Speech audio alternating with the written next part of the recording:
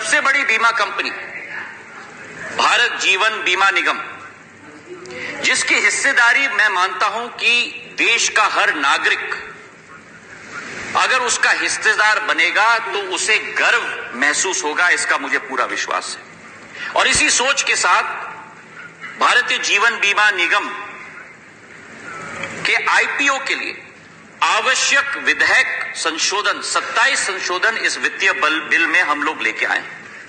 इसके 3 फायदे। पहला फायदा कि हर खाता धारक और आम जनता को निवेश करने का मौका उस एलआईसी में मिलेगा। दूसरा फायदा कि प्राइवेट पूंजी का प्रवाह बढ़ेगी, जो आज समय की सबसे ज्यादा आवश्यकता है।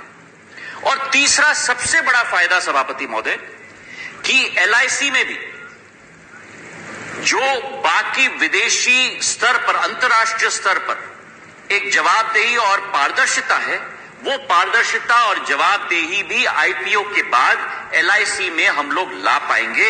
इसकी भी बहुत आवश्यकता है।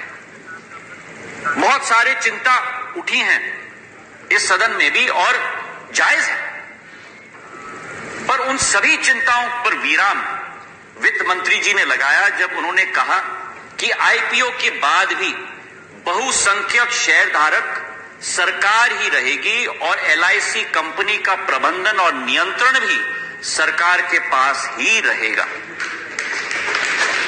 इसके साथ एक और चिंता है जो मेरे साथियों ने उजागर नहीं किया, लेकिन मैं उजागर करना चाहता हूं।